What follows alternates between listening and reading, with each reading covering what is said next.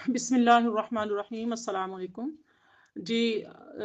सूरह फुरकान की आयत नंबर 17 देख लीजिए। व यौम यहशुरुहुम व मा यअबुदून मिन दूनिल्लाहि फयक़ूलु अअंतुम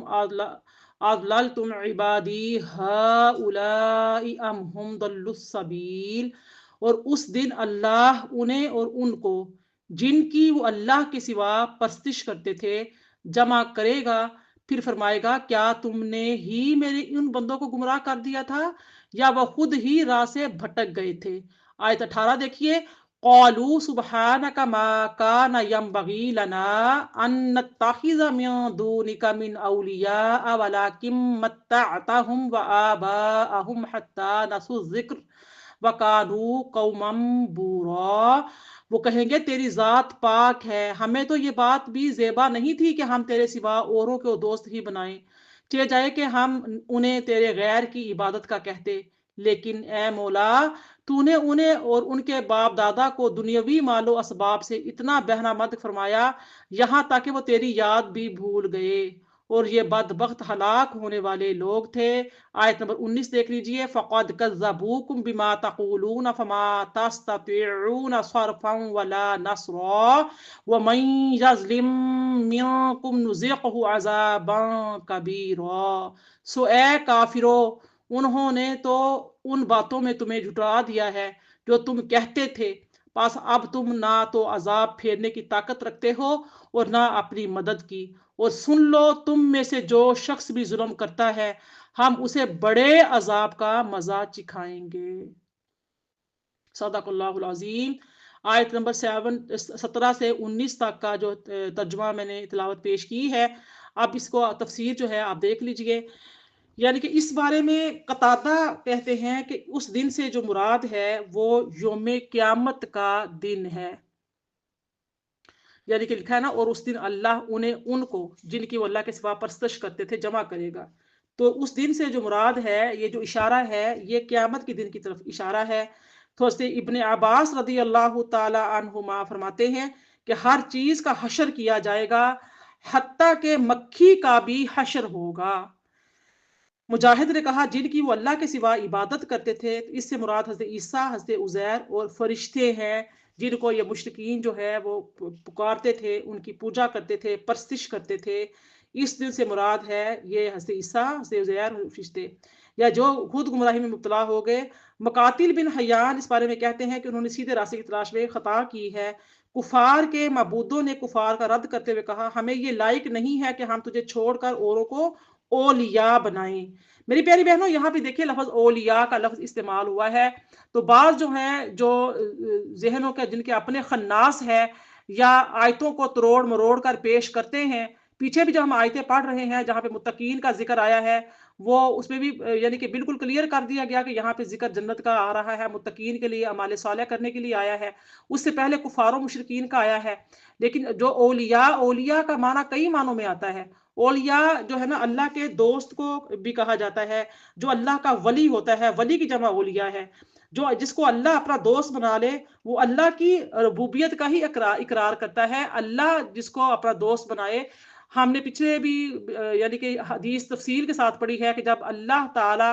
का बंदा अल्लाह ताला के लिए अपने हर चीज को, अपने तन मन धन को कुर्बान करता है, सरता पांव तक इतना अतात गुजार हो जाता है कि उसको अल्लाह उसके रसूल के सिवा कुछ नजर ही नहीं आता। वो अपनी जिंदगी में अल्लाह रसूल की अतात को अपने ऊपर लाजिम कर लेता है और मुख्तलिफ आजमाइशों से गुजारा जाता है, सब्र और तहम्मुल से, शुक्र से काम लेता है, अल्लाह ताला की इबादत करता है, नफलों के जरिए से अल्लाह ताला का कुर्ब पाता है। जब बंदा अल्लाह पाक को हर वक्त याद करता है, हर पल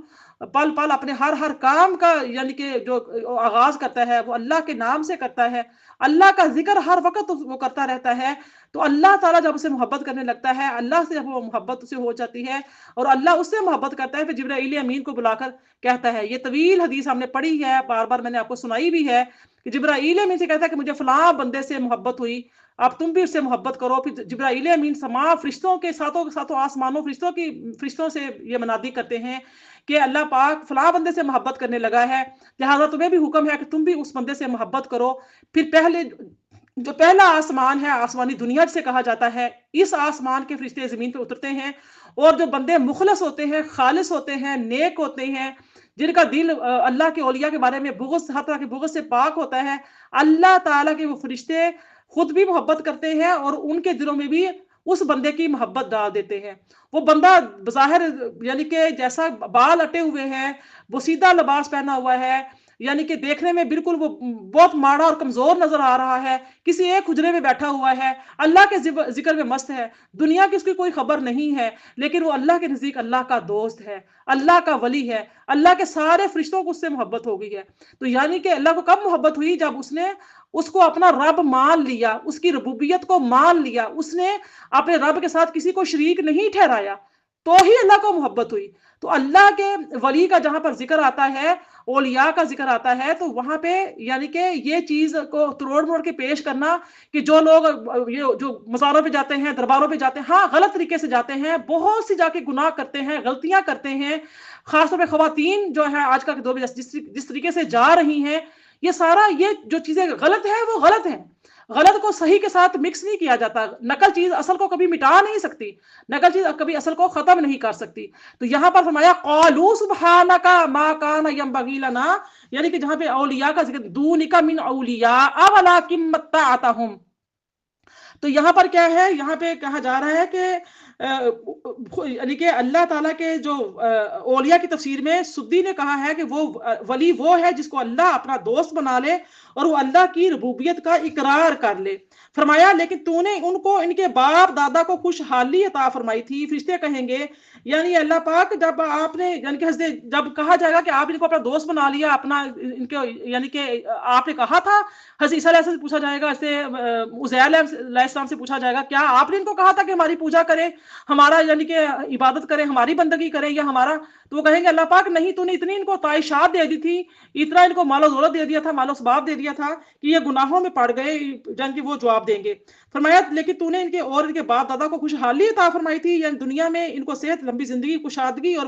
فراخی عطا فرمائی تھی، حتیٰ کہ انہوں نے نصیحت کو بلا دیا تھا، یعنی انہوں نے تجھے یاد کرنا چھوڑ دیا تھا، تکبر میں آ کر تیرے ساتھ شرک کرنے لگے تھے اور ہمارے حکم کے بغیر ہماری عبادت کی۔ تو ذکر کی یہاں پہ تفسیر میں دو قول آتے ہیں، ایک یہ کہ اس سے مراد وہ کتابیں اور صحائف ہیں جو رسول علیہ السلام پر نازل کیے گئے اور جن پر انہوں نے عمل کرنے کو ترک کر دیا۔ دوسرا قول یہ ہے کہ انہوں نے اللہ تعالیٰ کی انعامات اور احسانات کا شکر ادا نہیں کیا۔ فرمایا یہ لوگ تھے ہی ہلاک ہونے والے۔ حضرت ابو درداء رضی اللہ تعالیٰ حمص والوں کے پاس گئے، فرمایا کہ اے اہل حمص آؤ اپنے بھائی کے پاس تاکہ وہ تمہیں نصیحت کریں۔ جب وہ ان کے گرد جمع ہو گئے تو فرمایا کیا وجہ ہے کہ تم حیا نہیں کرتے؟ تم وہ مکان بناتے ہو جن میں تم رہتے نہیں ہو، تم اس طعام کو جمع کرتے ہو جس کو تم کھاتے نہیں ہو، اور تم ان چیزوں کی امید رکھتے ہو جن کو تم پا نہیں سکتے۔ بے شک تم سے پہلے لوگوں نے مضبوط گھر بنائے، غلام جمع کیے، لمبی امیدیں رکھی، پھر وہ سب لوگ ہلاک ہو گئے، ان کی امیدیں دھوکہ بن گئی، ان کے گھر قبرستان بن گئے۔ یہ میرے لیے اور آپ کے لیے ہے۔ ہمیں ایک اللہ نے مال اسباب دیا تو ہم اللہ تعالیٰ کی راہ میں غرباء مساکین کے اوپر لگانے کی بجائے کیا کیا؟ ایک گھر تھا، دوسرے گھر کی گنجائش نکل آئی تو وہ بھی بنا لیا، تیسرے گھر کی گنجائش نکل آئی تو وہ بھی بنا لیا، چوتھے کی نکل آئی تو وہ بھی بنا لیا، گھر پہ گھر بناتے چلے گئے اور اناج پورے سال کا لے کے جمع کر کے رکھ لیا، پتہ نہیں کھانا نصیب ہوتا ہے نہیں ہوتا ہے۔ کیا ہوا؟ اپنی خواہشات نفس کو اتنا بڑھا لیا، اپنی ضروریات کو اتنا بڑھا لیا کہ سامان 100 برس کا اور بلکہ خبر نہیں۔ بورا کا جو معنی ہے وہ ہے ہلاک ہونے والا، خالی جس میں کوئی چیز نہ ہو۔ بوار الارض کا معنی ہوتا ہے کہ بیکار زمین جس میں کوئی خیر اور کوئی فائدہ نہ ہو۔ شہر بن خوشب نے کہا بوار کا معنی ہے فاسد اور کھوٹی چیز، جب کوئی سودا بک نہ سکے تو کہتے ہیں بار الصلعہ۔ فرمایا تمہارے معبودوں نے تمہاری تکذیب کر دی۔ یہ اللہ تعالیٰ اس وقت فرمائے گا جب مشرکین کے معبودان سے برات کا اظہار کر دیں گے۔ ابو عبیدہ نے کہا کہ یہ اس آیت کا معنی یہ ہے کہ تمہارے معبود تم کو اس حق سے ہٹانے کی طاقت نہیں رکھتے تھے جس کی طرف اللہ نے تمہیں ہدایت دی تھی، اور نہ تم پر نازل ہونے والے عذاب کو تم سے دور کر کے تمہاری مدد کر سکتے تھے کیونکہ انہوں نے تمہاری تکذیب کر دی تھی۔ تو حضرت ابن عباس فرماتے ہیں کہ اللہ تعالیٰ نے فرمایا کہ تم میں سے جس نے بھی ظلم کیا اور ہم اس کو بہت بڑا عذاب چکھائیں گے۔ اس کا معنی یہ ہے کہ تم میں سے جس شخص نے شرک کیا پھر وہ اس شرک پر مر گیا، ہم اس کو آخرت میں بہت سخت عذاب دیں گے۔ تو تو جو لوگ عیسیٰ سے عزیر اور فرشتوں کو عبادت کرتے تھے، جب قیامت کے دن انبیاء فرشتے ان لوگوں کی تکذیب کر دیں گے اور کہیں گے کہ اے اللہ تو شرک کیے جانے سے پاک ہے، تو ہمارا مالک ہے، تو ہمارا معبود ہے، تو اللہ تعالیٰ ان مشرکوں سے فرمائے گا کہ جن کی تم عبادت کرتے تھے وہ نہ تم سے عذاب دور کر سکتے ہیں اور نہ تمہاری مدد کر سکتے ہیں۔ تو امام ابی حاتم جو ہیں وہ فرماتے ہیں کہ وہب بن منبع سے روایت ہے کہ میں نے 72 آسمانی کتابیں پڑھی ہیں اور کسی کتاب نے قرآن مجید سے زیادہ ظلم پر مذمت نہیں کی، کیونکہ اللہ تعالیٰ کو معلوم تھا کہ اس کی امت کا فتنہ ظلم میں ہوگا اور دوسری امتوں کا زیادہ مذمت شرک اور بت پرستی کی وجہ سے کی گئی۔ نبی کریم صلی اللہ علیہ وسلم کی جو امت ہے وہ ظلم کرے گی، اور جو نبی اس سے پہلے جتنی بھی امتیں آئی ہیں وہ کیا تھیں؟ وہ مشرک تھیں، شرک کرتی تھیں۔ امام عبدالرزاق ابن جریر نے حسن بصری اور ابن جریر سے روایت کیا ہے کہ اس آیت میں ظلم سے مراد بھی شرک ہے۔ آج کی آیت نمبر آخری آیت دیکھ لیجیے، آیت نمبر 20، فَقَدْ كَذَّبُوكُمْ بِمَا تَقُولُونَ فَمَا تَسْتَطِيعُونَ صَرْفًا وَلَا نَصْرًا وَمَن يَظْلِم مِّنكُمْ نُذِقْهُ عَذَابًا كَبِيرًا۔ اب آیت نمبر 20، وَمَا أَرْسَلْنَا قَبْلَكَ مِنَ الْمُرْسَلِينَ إِلَّا إِنَّهُمْ لِيَأْكُلُوا الطَّعَامَ وَيَمْشُونَ فِي الْأَسْوَاقِ وَجَعَلْنَا بَعْضَكُمْ لِبَعْضٍ فِتْنَةً أَتَصْبِرُونَ وَكَانَ رَبُّكَ بَصِيرًا۔ آیت 20 دیکھ لیجئے، اور ہم نے آپ سے پہلے رسول نہیں بھیجے مگر یہ کہ وہ کھانا بھی یقیناً کھاتے تھے اور بازاروں میں بھی حسب ضرورت چلتے پھرتے تھے، اور ہم نے تم کو ایک دوسرے کے لیے آزمائش بنایا ہے، کیا تم آزمائش پر صبر کرو گے؟ اور آپ کا رب خوب جاننے والا ہے۔ میری پیاری بہنوں، یہاں پر ہمارا الحمدللہ 18واں پارہ بھی مکمل ہو گیا اس آیت نمبر 20 پہ۔ تو یہ آیت نمبر 20 کو دیکھیے، بہت ہی اہم آیت مبارکہ ہے میرے اور آپ کے لیے، ہمیں سمجھنا بہت ضروری ہے۔ دیہات جو ہے اس بارے میں فرماتے ہیں کہ ابن عباس رضی اللہ تعالیٰ عنہ سے روایت ہے کہ جب مشرکین نے رسول اللہ صلی اللہ علیہ وسلم کو یعنی کہ آر دلایا اور کہا کہ یہ کیسا رسول ہے جو کھانا کھاتا ہے، بازاروں میں چلتا ہے، تو اللہ تعالیٰ نے اس کے رد میں یہ آیت مبارکہ نازل فرمائی کہ ہم نے آپ سے پہلے جتنے بھی رسول بھیجے ہیں سب سے ان کے زمانے کے مشرکوں نے یہی کہا تھا کہ تم کیسے رسول ہو جو کھانا کھاتے ہو اور بازاروں میں چلتے ہو۔ جتنے بھی انبیاء سابقین علیہ السلام اور ہمارے نبی صلی اللہ علیہ وآلہ وسلم کا بازاروں میں چلنا تجارت اور صنعت کے ذریعے طلب معاش کے لیے ہوتا ہے، تو قرآن مجید میں حضرت داؤد علیہ السلام کے متعلق اللہ نے فرمایا وَعَلَّمْنَاهُ صَنْعَةَ لَبُوسٍ لَكُمْ لِتُحْصِنَكُمْ مِنْ بَأْسِكُمْ، اور ہم نے اس کو زرہ بنانے کا طریقہ سکھایا تاکہ وہ زرہ جنگ میں تمہاری حفاظت کرے۔ اور نبی صلی اللہ علیہ وسلم نے فرمایا میرا رزق میرے نیزے کے سائے کے نیچے بنا دیا گیا ہے، یعنی کہ حضرت ابن عمر رضی اللہ تعالیٰ عنہ فرماتے ہیں کہ رسول اللہ نے فرمایا کہ مجھے تلوار کے ساتھ مبعوث کیا گیا ہے جس کا کوئی شریک نہیں ہے، اور میرا رزق میرے نیزے کے سائے کے نیچے بنا دیا گیا ہے، اور جس نے میرے حکم کی مخالفت کی اس کے لیے ذلت اور حقارت بنا دی گئی ہے، اور جس شخص نے جس قوم کی مشابہت اختیار کی اس کا شمار بھی اسی قوم سے ہوگا۔ میری پیاری بہنوں، یہ جو حدیث مبارکہ کے جو آخری الفاظ ہیں کہ جس نے جس قوم کی مشابہت اختیار کی، آج ہم اپنے مسلمان بچے بچیوں کو دیکھیں کہ آج ہمارا لباس، ہمارا یعنی کہ اٹھنا بیٹھنا، کھانا پینے کا انداز، ہماری پسند ناپسند وہ سب کیا ہو گئی ہے؟ کیا ہم نے تو نہیں کہیں کسی غیر قوم کی، یہود و نصارہ کی یعنی کہ جو طریقہ کار ہے، مشابہت ہے، اختیار کر لی ہے؟ ہمارا جو بھی ہے لائف سٹائل ہے اس کو اگر ہم چیک کریں تو ہمیں اپنے سراؤنڈنگ میں، آس پاس، اپنے خاندان میں، گھروں میں ایسے نظر آتا ہے کہ ہم نے جو ہے یہود و نصارہ کی، مسلمان جو ہیں بچے بچیاں یہود و نصارہ کی مشابہت اختیار کیے ہوئے ہیں۔ تو میرے اور آپ کے آقا کریم فرما رہے ہیں کہ جس نے جس قوم کی مشابہت اختیار کی اس کا شمار اسی قوم کے ساتھ ہوگا۔ بروز قیامت قبروں سے بھی وہ اپنے پسندیدہ ایکٹرس اور ایکٹر کے ساتھ اٹھایا جائے گا، اپنے پسندیدہ جن کو فالو کرتا تھا، جن کو دیکھتا تھا، پسند کرتا تھا، جن کے فیشن کو اپنائے ہوئے تھا، جن کے کلچر کو اپنائے ہوئے تھا، بروز قیامت وہ مسلمان بھی انہی یہود و نصارہ کے ساتھ ان کا حشر ہوگا، انہی کے ساتھ اٹھایا جائے گا۔ تو ہمیں اس چیز سے بچنا چاہیے۔ تو اس حدیث کا معنی کیا ہے کہ ہتھیاروں کے ساتھ دشمنان اسلام کے خلاف جہاد کرنے سے میدان جنگ میں ان کو چھوڑا ہوا مال، اسباب اور ہتھیار وغیرہ مسلمانوں کو بطور مال غنیمت حاصل ہوتے تھے، اور وہ بھی مسلمانوں کے حصول رزق کا ایک ذریعہ تھے۔ اللہ نے فرمایا فَكُلُوا مِمَّا غَنِمْتُمْ حَلَالًا طَيِّبًا، سورہ الانفال کی 69 آیت ہے، پس تم نے جو کچھ حلال اور پاکیزہ مال غنیمت حاصل کیا ہے اس سے کھاؤ۔ اور صحابہ کرام رضی اللہ تعالیٰ عنہ مال غنیمت کے حصول کے علاوہ تجارت اور صنعت و حرفت کے ذریعے بھی رزق حاصل کرتے تھے۔ حضرت عائشہ صدیقہ رضی اللہ تعالیٰ عنہا فرماتی ہیں کہ حضرت ابو بکر صدیق رضی اللہ تعالیٰ عنہ کو خلیفہ بنایا گیا تو انہوں نے کہا کہ میری قوم کو معلوم ہے کہ میری صنعت اور حرفت میرے اہل و عیال کی کفالت سے عاجز نہیں ہے، اور اب میں مسلمانوں کی وظیفے سے اور یعنی کہ مسلمانوں کی وظیفے سے اور میں مسلمانوں کے لیے کام کروں گا۔ حضرت عائشہ جو ہے حضرت مقدام رضی اللہ تعالیٰ بیان کرتے ہیں کہ رسول اللہ نے فرمایا کہ کسی شخص نے اپنے ہاتھ کی کمائی سے افضل اور بہتر کھانا نہیں کھایا، اور اللہ کے نبی حضرت داؤد علیہ السلام اپنے ہاتھ کی کمائی کھاتے تھے۔ حضرت ابو ہریرہ فرماتے ہیں کہ رسول اللہ نے فرمایا کہ اگر تم میں سے کوئی شخص اپنی کمر پر لکڑیوں کا گٹھا لاد کر لائے تو اس سے بہتر ہے کہ وہ کسی سے سوال کرے، وہ اس کو دے یا اس کو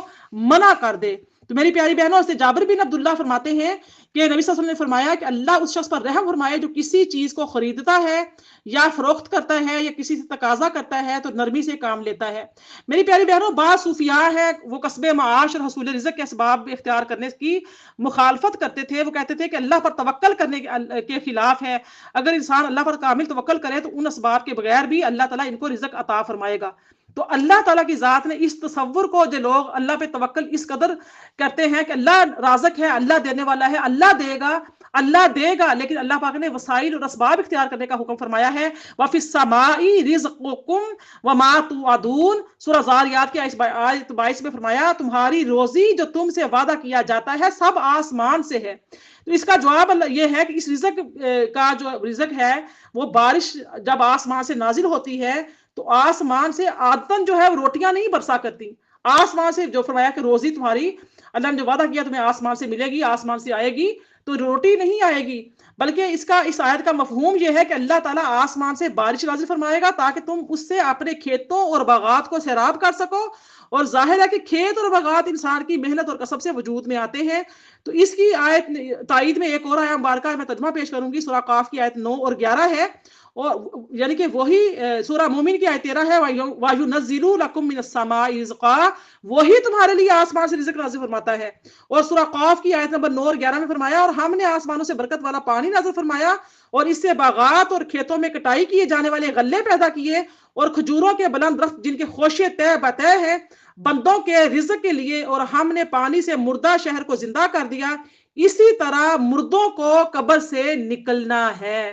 یعنی کہ مردہ زمین کی مثال بیان کر کے فرما دی ہے۔ تو اللہ تعالیٰ نے دشمنان اسلام سے مقابلے کے لیے سامان حرب اور سواریوں کو تیار رکھنے کا حکم دیا، اور یہ نہیں فرمایا کہ تم توکل کر کے ہاتھ پر ہاتھ رکھ کر بیٹھ جاؤ اور میں تمہیں جو ہے نا کامیابی دوں گا، فتح اور وسعت عطا کروں گا۔ سورہ انفال کی آیت نمبر 60 میں فرمایا تم دشمنوں سے مقابلے کے لیے مقدور بھر اسلحہ اور گھوڑے سواریاں تیار رکھو تاکہ تم ان سے اللہ کی دشمنوں کو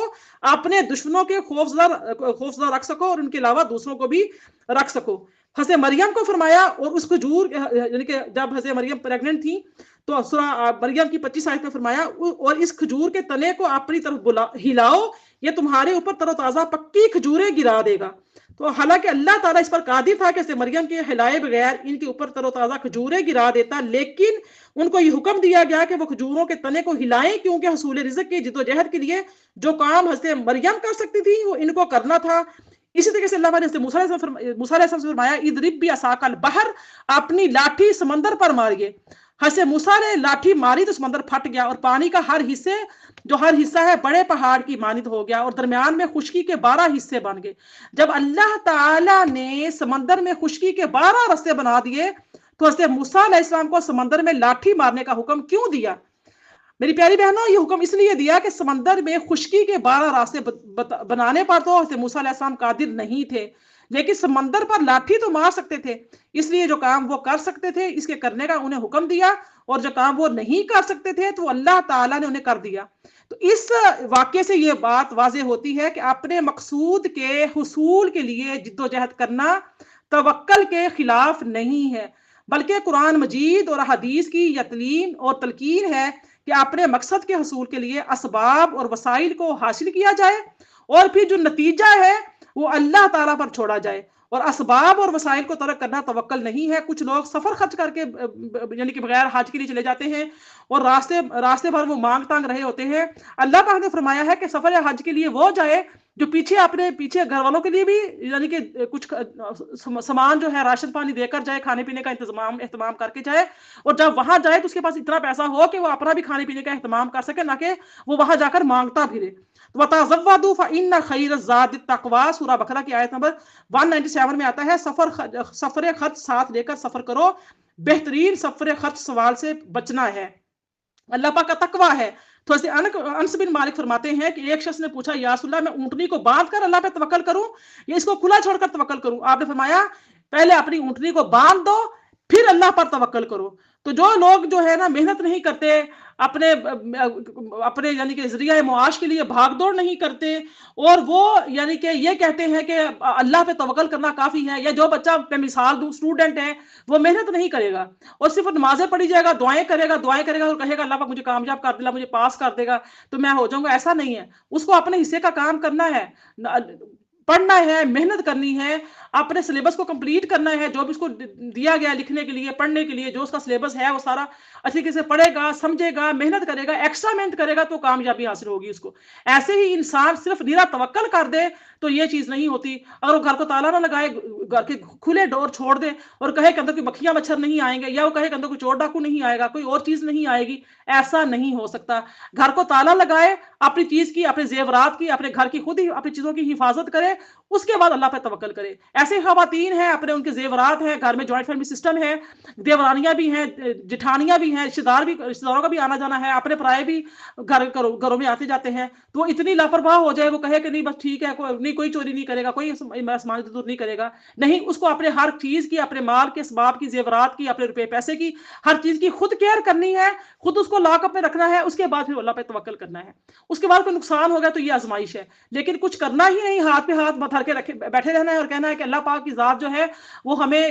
ہمارے مال کی, جان کی حفاظت کرے گی. ایسا نہیں ہوتا. ہم جب روڈ پہ نکلتے ہیں, جب تک ہم خود یعنی کہ جو روڈ کے رول ہے, قوانین ہیں, ان کو فالو نہیں کرتے اور ہماری گاڑی کہیں لگ جاتی ہے تو پھر ہم کہیں کہ جناب اللہ نے یہ کر دیا. اللہ نے نہیں کیا, تم نے اپنی حماقتوں سے ایکسیڈنٹ کیے. یعنی کہ جو رولز بنائے تھے گورنمنٹ نے, جو رول تھے ان رولز کو تم نے فالو نہیں کیا. تو لہٰذا اللہ پر توکل تب ہوتا ہے جب انسان اپنی یعنی کہ اپنی محنت پوری کرتا ہے. تو نبی صلی اللہ علیہ وسلم اعلان نبوت سے پہلے کئی دن تک غار حرا میں جا کر تنہائی میں عبادت کرتے تھے اور اپنے ساتھ کھانے پینے کی چیزیں لے جاتے تھے. پھر جب وہ چیزیں ختم ہو جاتی دوبارہ گھر جا کر کھانے پینے کی چیزیں لے کر آتے تھے. حضرت زبیر بن عوام فرماتے ہیں کہ غزوہ احد میں نبی صلی اللہ علیہ وسلم نے 2 روز وہاں پہ رہے ہیں اور 2 زریں آپ نے پہنی ہیں. غزوہ احد میں بھی آپ نے زریں پہن کر آپ نے اپنی جان کا یعنی کہ تحفظ کیا ہے. اللہ تعالیٰ کے نبی ہیں, غار حرا میں جا رہے ہیں, اپنے کھانے پینے کا اسباب ساتھ لے کر جا رہے ہیں, ختم ہوتا ہے تو واپس گھر لینے کے لیے آ رہے ہیں. آپ جنگوں میں جا رہے ہیں تو زریں پہن رہے ہیں, زریں پہننے کے بغیر نہیں نکل رہے. اللہ کے نبی ہو کر اللہ نے آپ کی حفاظت کا ذمہ لیا ہے, پھر بھی آپ نے یہ نہیں کیا کہ اتنا توکل کر لیں کہ بس ٹھیک ہے میں کوئی اپنی حفاظت کا اہتمام نہ کروں, کوئی انتظام نہ کروں اور اللہ مجھے بتائے گا, اللہ بچانے والا ہے. ایسا نہیں ہے. حضرت انس فرماتے ہیں کہ نبی صلی اللہ علیہ وسلم فتح مکہ کے سال مکہ میں داخل ہوئے تو آپ نے سر پر یعنی کہ آپ صلی اللہ علیہ وآلہ وسلم مکہ میں جب داخل ہوئے تو آپ کے سر پر خود تھے, آپ ہر ایک کے سر پہ خود کھڑے ہوئے تھے. تو نبی صلی اللہ علیہ وسلم کھانا لے کر غار حرا جاتے, زرہ پہن کر خود جہاد کے لیے جاتے. اپنے آپ صلی اللہ علیہ وسلم سید المتوکلین ہیں, اس کے باوجود اسباب اور وسائل کو ترک نہیں کرتے تھے. اس کو کسی مقصد کے حصول کے لیے اس کے اسباب اور وسائل کو ترک کرنا آپ کی تعلیم, آپ کی سیرت اور آپ کی ہدایت کے خلاف ہے. اس بارے میں جو ہمارے لیے سبق ہے یہ ہے کہ اللہ تعالیٰ نے بعض کو بعض پر فضیلت دی ہے, جس پر فضیلت دی ہے اس کو صبر کرنے کا اور تقدیر پر راضی رہنے کا حکم دیا ہے. جس بندہ جتنا زیادہ اللہ پر ایمان رکھتا ہے, جتنا زیادہ اللہ پر توکل کرتا ہے, جتنا زیادہ وہ اللہ کے ساتھ یعنی کہ محبت کا اظہار کرتا ہے, اس کے لیے آزمائش بھی اتنی ہی آتی ہے, اس کو فضیلت بھی اللہ تعالیٰ کے ہاں اتنی ہی دی جاتی ہے. تو فضیلت اس کی افضل اور نعمت پر شکر کرنے کا حکم دیا جاتا ہے اور قوم کو مصائب کے ساتھ خاص کر لیا جاتا ہے اور ان کو اہل مصائب کے لیے آزمائش بنا دیا جاتا ہے. دوسری قوم کو عافیت اور آسائش کے ساتھ خاص کر لیا جاتا ہے اور ایک قوم کو بیماریوں اور دردوں کے ساتھ خاص کر لیا جاتا ہے. بس جس کو نعمتیں دیں اس کا کوئی کمال نہیں اور جس کو آزمائش میں ڈالا اس کا کوئی نقص اور عیب نہیں, کسی پر اس کے جرم کی وجہ سے مصائب نہیں آتے بلکہ اللہ کے حکم کی وجہ سے آتے ہیں، اور کسی پر نعمتیں اس کے استحقاق اور اس کی کارکردگی کی وجہ سے نہیں آتی بلکہ اللہ تعالیٰ کے فضل کی وجہ سے آتی ہیں اور اس کے ارادے کی وجہ سے آتی ہیں، اور ان عبادتوں کی وجہ سے نہیں ہے، مصائب اس کی اختیار کی وجہ سے ہیں اور ان کے برے اخلاق کی وجہ سے نہیں ہے۔ پھر فرمایا کہ کیا تم صبر کرو گے؟ تو یہ استفہام کا حکم کے معنی میں آتا ہے، یعنی صبر کرو، پس جس کو توفیق ہو گئی وہ صبر اور شکر کرنے والا ہے۔ آج کے لیے اتنا ہی۔ اللہ پاک ہم سب کو کا مل بیٹھنا، اللہ تعالیٰ سب قرآن پاک کو سننا قبول فرمائے۔ وما علیہ الا البلاغ۔